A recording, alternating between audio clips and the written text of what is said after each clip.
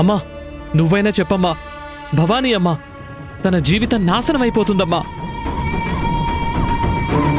కనీసం నువ్వైనా రామ్మా, ఈ ఊళ్ళో వాళ్ళు నీ మాట వింటారమ్మా. రామ్మా ప్లీజ్ అమ్మా.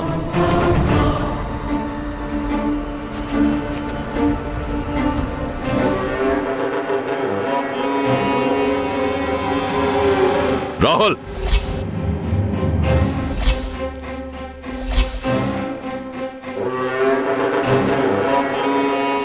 మంచిగా చెప్తుంటే నీకు అర్థం కావట్లేదా? అసలు నువ్వు మమ్మల్ని ఏం చేయాలనుకుంటున్నావు?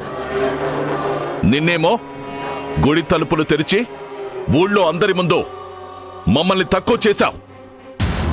ఇప్పుడేమో ఊరి కట్టుబాటుకి ఎదురెళ్ళి మమ్మల్ని ఊరి జనం ముందు తలెత్తుకోకుండా చేద్దామనుకుంటున్నావా? లేదు నాన్న.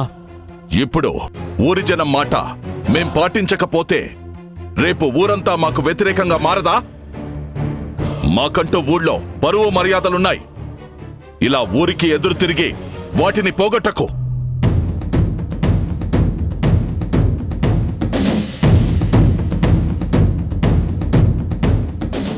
అయినా అసలు మనం ఈ ఊరొచ్చింది నీకు ఐశ్వర్యకి పెళ్లి చేసి సంతోషంగా ఉండాలని, అంతేగాని ఇలా ప్రతిరోజు గొడవలు పెట్టుకుని మనశ్శాంతి లేకుండా ఉండడానికి కాదు. గొడవ కాదు నాన్న, అక్కడ భవానీ. నోర్మై, ఇంకొక మాట మాట్లాడితే చంపేస్తా. ఇంకోసారి నా అనుమతి లేకుండా ఇలా ఊళ్ళో విషయాల్లో తలదూర్చావని తెలిసిందో ప్రాణాలు తీస్తా.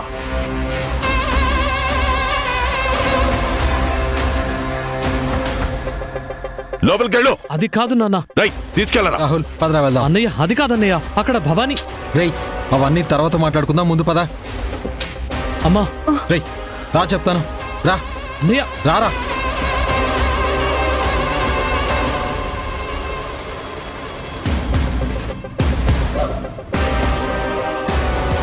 ఏయ్ మీకు కూడా చెప్తున్నా, ఆ భవానీ మీద ప్రేమతో పిచ్చి పిచ్చి ఆలోచనలు చేసి దాన్ని కాపాడాలని రాహుల్తో కలిసి ఏదైనా చెయ్యాలని చూశారో అర్ధాంగివని కూడా చూడను, అడ్డంగా నరికేస్తా. అయ్యో అలాంటిదేం చేయమండి. వెళ్ళివాడి బుర్రలో ఉన్న మట్టిని తీసి కాస్త తెలివినెక్కించో. వెళ్ళు.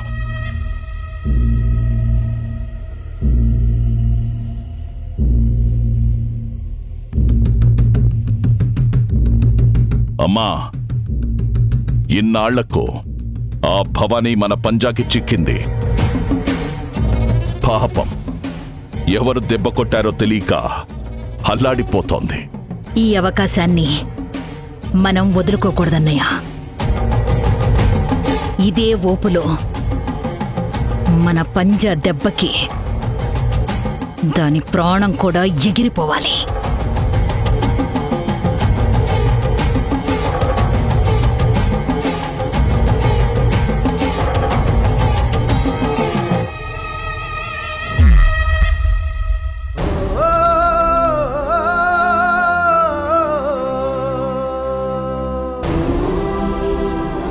భవానీ, ఈ ప్రసాదం తినబోయే ముందు అమ్మవారికి చూపించమ్మా.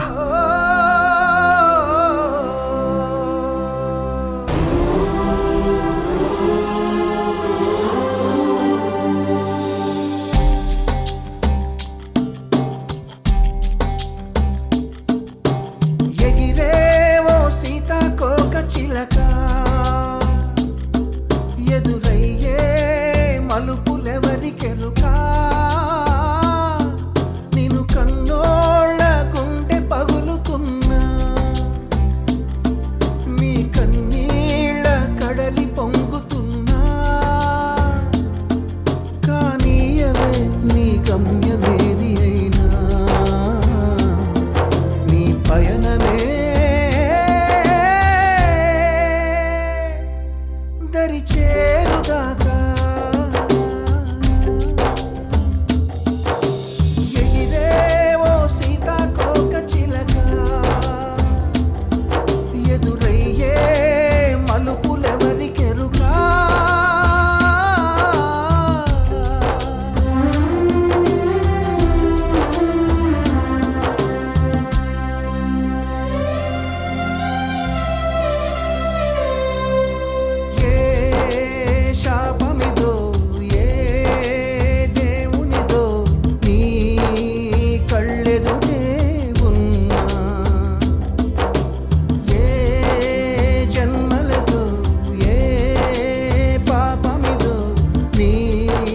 భవానీ, నిన్ను చూస్తుంటే మా గుండె తరుక్కుపోతుందమ్మా. నిన్ను కన్నవారి ఎదవే నిన్ను మేము కూడా కన్నబిడ్డలా చూసుకున్నామమ్మా. కానీ నీ జీవితం చిగురించకుండానే చీకటైపోయింది. ఆగమని ఆపిన అమ్మా అంటూ ఇంత దారుణం జరుగుతున్నా నీకు బాధ గాని భయం గాని వెయ్యట్లేదా భవానీ? లేదమ్మా, నా వల్ల నలుగురికి మంచి జరుగుతుందంటే నరకాన్ని కూడా నేను సంతోషంగా స్వీకరిస్తాను. ఇది నా ఊరు, మీరంతా నా వాళ్ళు. మీ సంతోషం కోసం నా ప్రాణాలైనా ఇస్తానమ్మా. నీ గుండె ధైర్యానికి, నీ మంచితనానికి శతకోటి దండాలు తల్లి. ఊరి బాగు కోసం నీ జీవితాన్ని త్యాగం చేస్తున్నావు. నీ త్యాగాన్ని ఈ ఊరెప్పటికీ మర్చిపోదు. తిను తల్లి.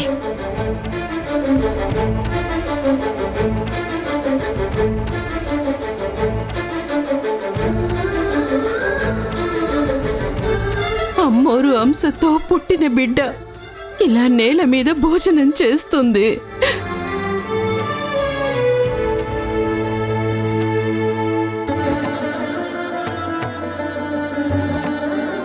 అమ్మ, చిన్నప్పటి నుండి భవానీకి ఎన్నోసార్లు ఈ చేత్తో అన్నం తినిపించాను. అలా తినిపిస్తున్నప్పుడు ఒక అక్కగా ఎంతో మురిసిపోయేదాన్ని. కానీ ఇప్పుడు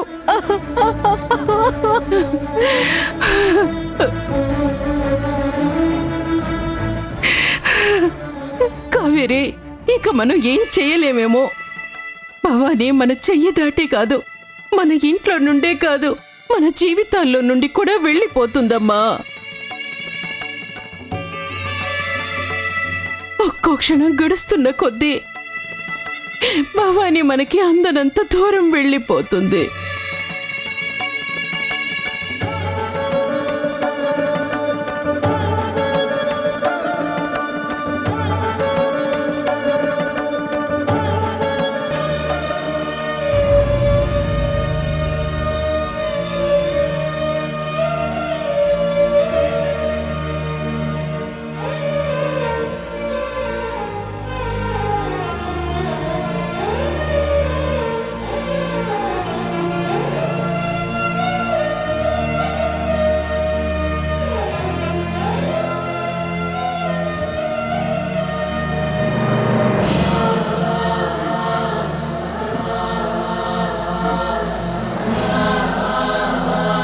ఇదేం కర్మ తల్లి మనకి.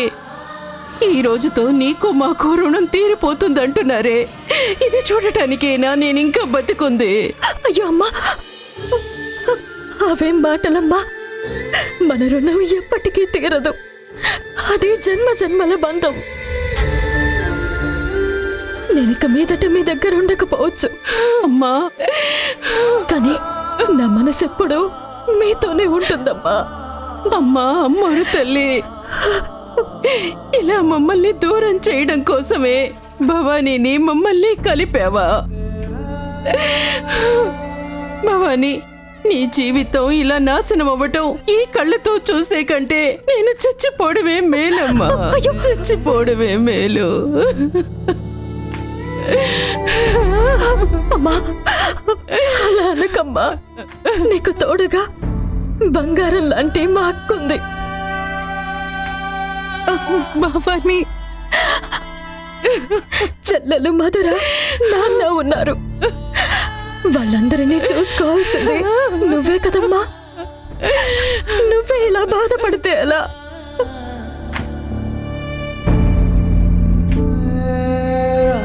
అయినా నా జీవితానికి ఏమైందమ్మా? ఇదంతా ఊరి బాగు కోసమేగా. ఊరు బాగుంటే అందరూ బాగుంటారమ్మా. ఇక దీని గురించి ఆలోచించి మనసు పాడు చేసుకోకుండా జరగాల్సింది చూడండి. అమ్మా భవానీ,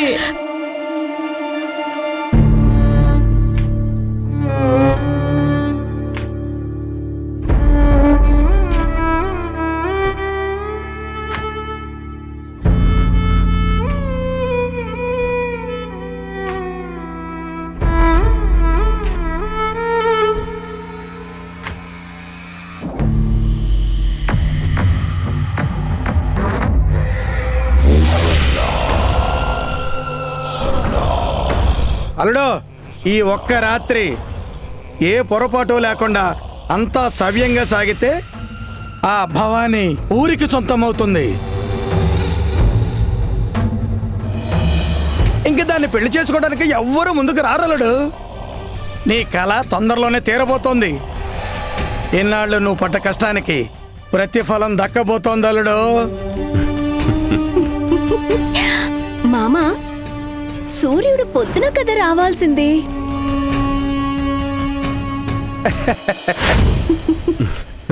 రామ్మా.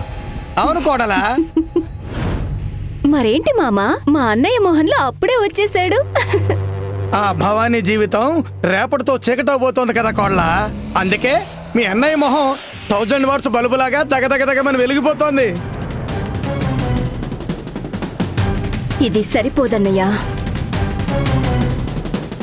ఆ భవానీ మనకు చేసిన ద్రోహానికి అది జీవితాంతం ఊపిరి పీలుస్తున్న ప్రతి క్షణం నరకం అనుభవిస్తూనే ఉండాలి. ఈరోజు అమ్మ నాన్న ఉండుంటే అందరం కలిసి ఎంత సంతోషంగా ఉండేవాళ్ళమన్నయ్య. ఆ భవానీ ఒక్కదాని వల్ల మన కుటుంబం ముక్కలు ముక్కలైపోయి ఇద్దరం అనాథల్లా మిగిలిపోయాం. ఆ భవానీతో పాటు ఈ ఊరు కూడా మనం పగ తీర్చుకోవాల్సిన ఖాతాలో ఉందమ్మా. ఈ ఊరిని ఎలా మర్చిపోతానన్నయ్యా? వీళ్ళని కాల్చి బూడిద చెయ్యాలనిపిస్తుంది. అసలు మనుషులెవరైనా సాటి మనుషుల్ని చెట్టుకి కట్టేసి తగలబెట్టి చంపుతారా? పాపం అమ్మా నాన్న ఇద్దరు ఎంత నరకం అనుభవించుంటారు.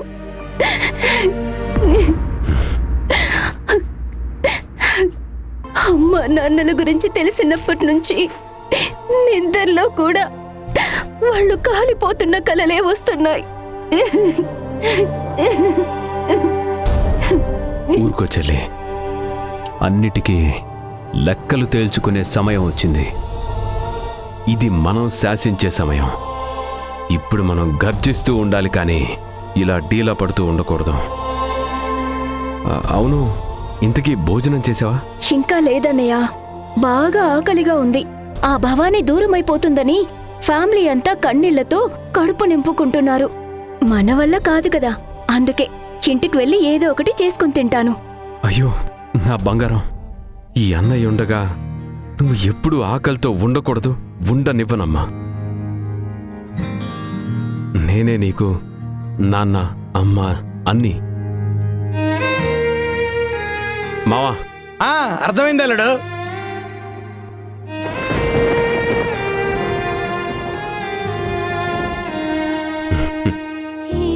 తినమ్మా.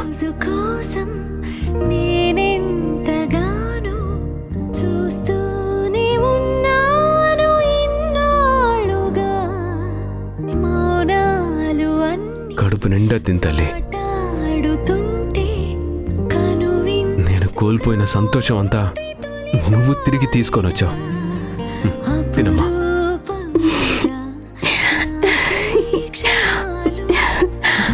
అన్నయ్య, నువ్వు కూడా తినలేదు కదా? నువ్వు తినమ్మా. చెల్లిలా జన్మనెత్తాను, హాయి హాయిగాను నవ్వితే ఎంత ఎంత మురిసిపోతాను. అన్నయ్య నువ్వు తలిస్తే కళ్ళ ముందు వాలిపోతాను. నువ్వు పంచిన ప్రేమకే పుడు రుణపడిపోయే ఉంటాను. ఈ రోజు కోసం నేనెంతగానో చూస్తూనే ఉన్నాను ఇన్నాళ్ళుగా. నా కోసం ఎన్నో వదిలి దూరంగా శిలలా బతికవే.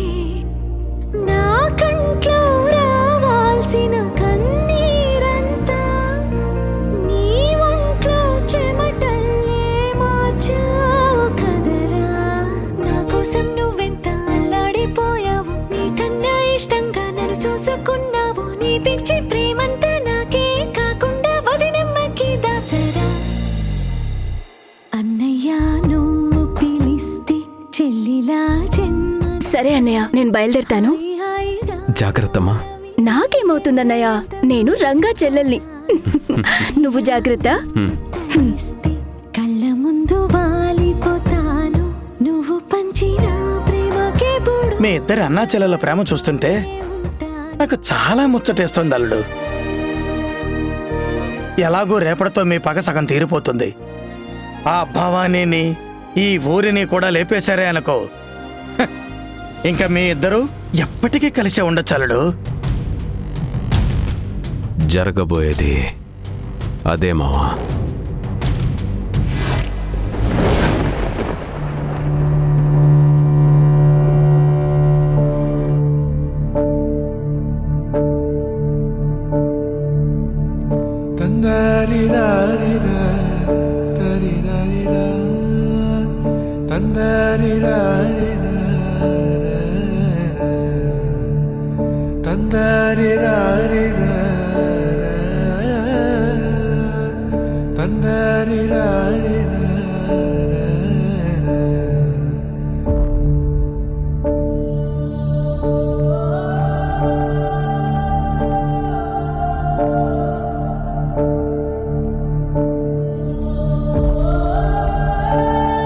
పద శ్యామల.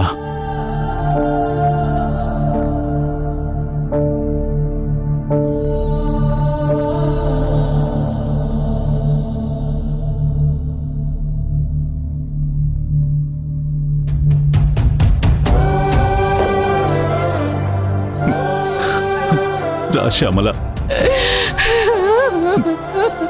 శ్యామల. అమ్మా భవాని. పద. అయ్యో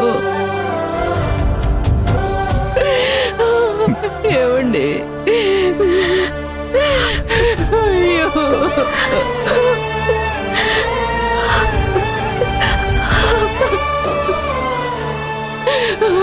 అమ్మా భవాని.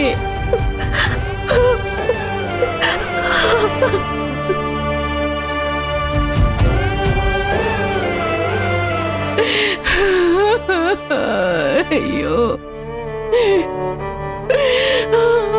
ఏమండి భవాని. పదండి. అయ్యో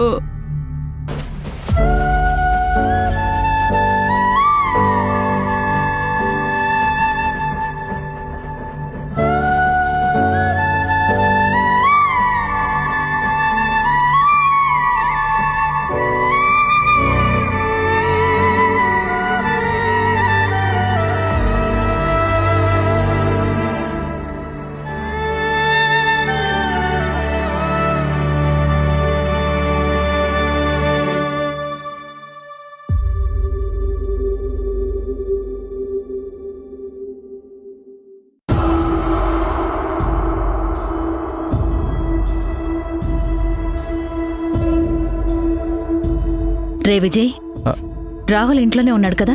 ఉన్నాడత్తయ్య, బయటికి వెళ్ళనివ్వలేదు. జయంతికి కూడా గట్టిగా చెప్పాను కదమ్మా, రాహుల్ని ఎక్కడికి వెళ్ళనివ్వద్దని. అలా అని మనం సరిపెట్టుకోకూడదన్నయ్య. రాహుల్ సంగతి నాకు బాగా తెలుసు. ఆ భవానీ కష్టంలో ఉందంటే 7 సముద్రాలు దాటైనా 7 కొండలు ఎక్కైనా సరే కాపాడ్డానికి వచ్చేస్తాడు. ఇది రాక రాక వచ్చిన అవకాశం అన్నయ్య మనకి. మన జాగ్రత్తలో మనం ఉండాలి. ఉందామమ్మా, పక్కడ్బందీగా ఉందా పెద్దోడా.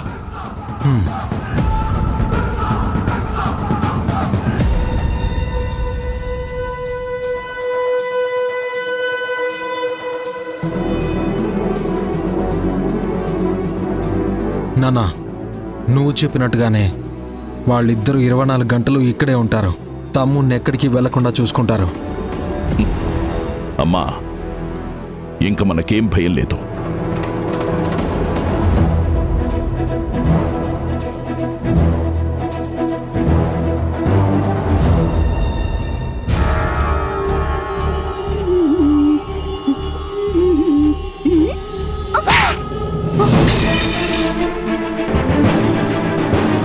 అసలు బుర్ర బుద్ధి అంటూ ఏమైనా ఉన్నాయా? నన్నే కొడతావా? మధురా,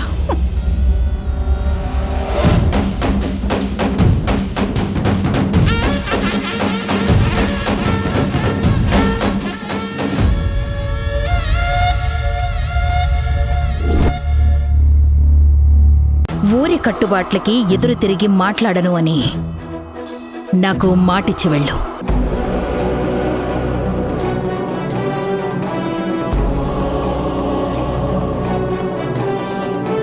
అక్కడ ఏ గొడవ చెయ్యను, ఊరి కట్టుబాటుకి ఎదురు తిరగను. ఆగండి.